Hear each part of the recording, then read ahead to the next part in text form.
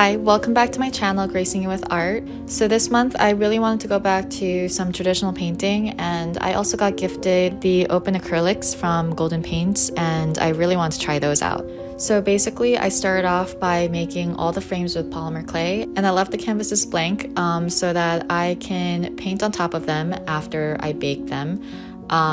Acrylic paint tends to shift a little bit in color in the oven, so I like to do the painting last.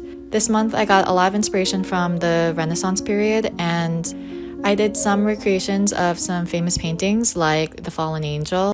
I also did some film shots of some of my favorite movies like Pride and Prejudice. And let's get into it.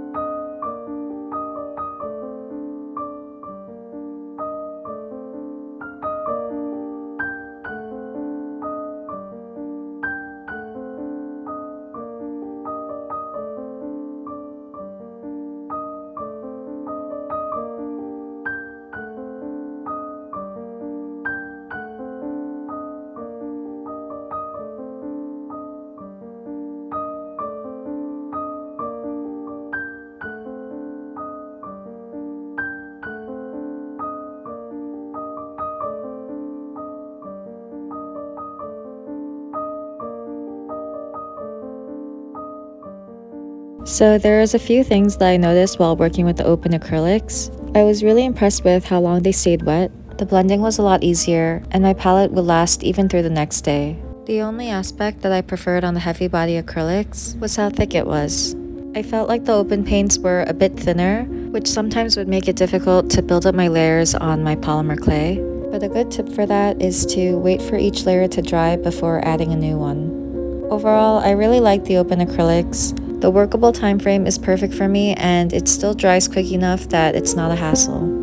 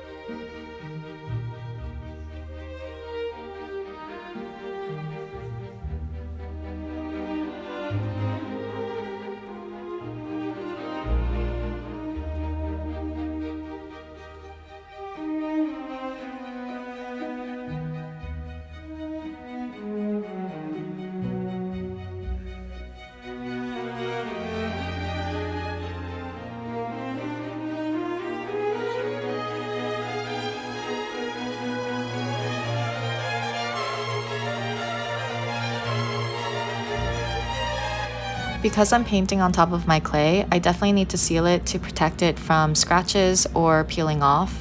Recently, I started using Crystalac's Brite and Grand Finale 2.0.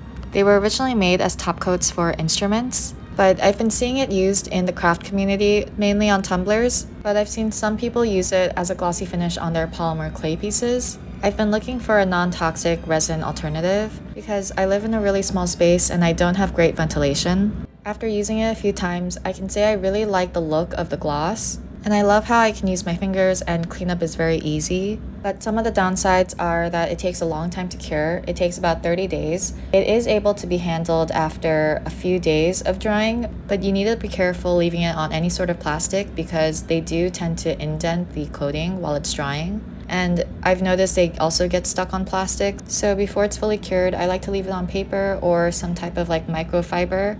I've also found it difficult to get a super smooth surface for this type of project. It kind of takes the shape of my acrylic painting texture instead of leveling out like resin would, but I've only used it about 3 coats tops, and I've heard that it gets smoother the more coats you put, so I'd have to try that out. But even with all that, it's been the best alternative to resin that I've used. I think the finish is very pretty and very glossy, especially if the texture underneath is smooth, then it has this glass-like look.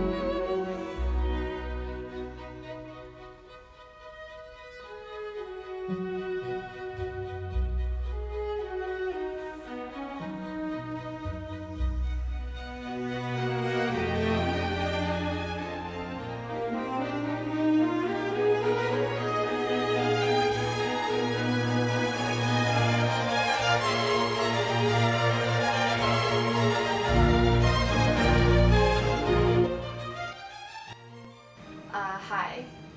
Hi. I, um, and, anyway.